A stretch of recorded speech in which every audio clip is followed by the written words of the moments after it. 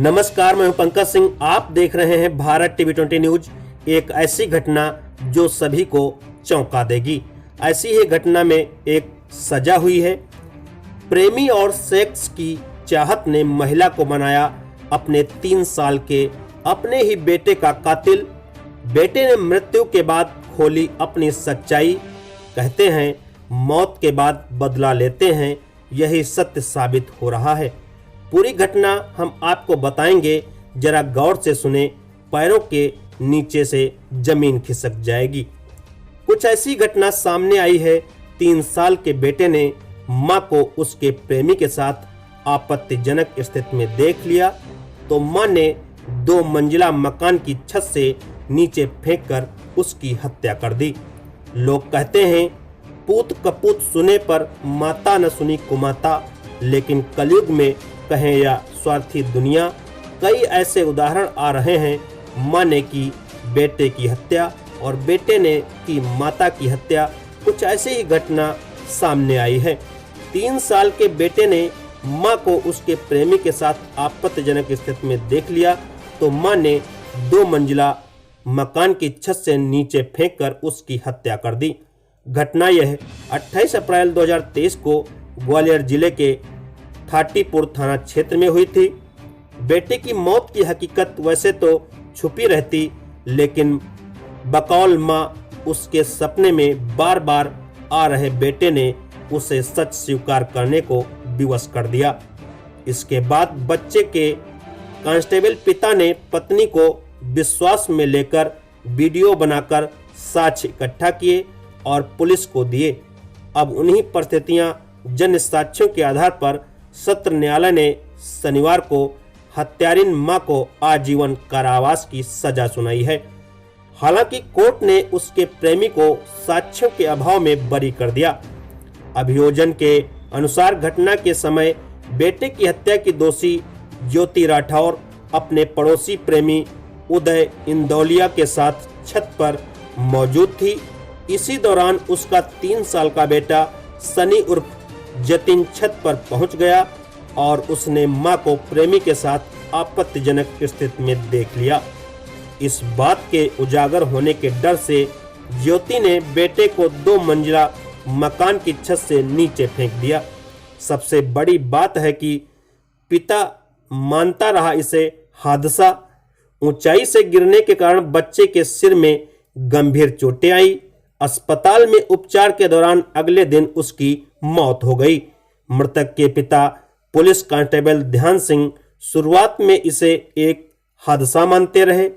बेटे की मौत के बाद ज्योति की मानसिक हालत बिगड़ने लगी। वह रात में घबराकर उठ जाती थी और डरी सहमी रहती थी। पति को लगा कि वह बेटे की मौत के सदमे में है, लेकिन डॉक्टरों के इलाज के बावजूद उसकी स्थिति में सुधार नहीं हुआ। बाद में उसने पति को बताया कि उसका मरा हुआ बेटा उसे सपनों में दिखाई देता है। उसे लगा उसकी आत्मा भटक रही है और इसी डर के चलते उसने एक दिन अपना अपराध स्वीकार कर लिया। उसने कहा कि बच्चे ने उसे और उसके प्रेमी को छत पर एक साथ देख लिया था। वो कहीं किसी को इसकी जानकारी न दे दे, इसके डर से उसे छत से नीचे फेंक दिया। दोस्तों, खबरों पर सपोर्ट करना न भूलें, चैनल को सब्सक्राइब करना न भूलें और हमारा ऐसे ही सपोर्ट करते रहें। अगली खबर में फिर मिलेंगे।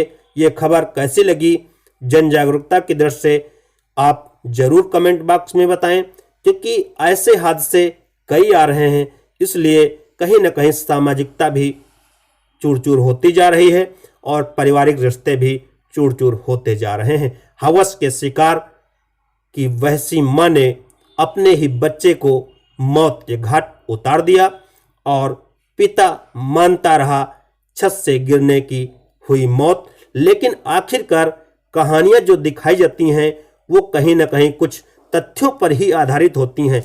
ऐसा इस कहानी में और सच्ची घटना में साबित होता है कि सपने में आकर बच्चे ने खुद मां से मौत का बदला ले लिया, क्योंकि अगर उसको बार बार बौखलाहट न होती तो हो सकता है इसका राज ही दफन हो जाता।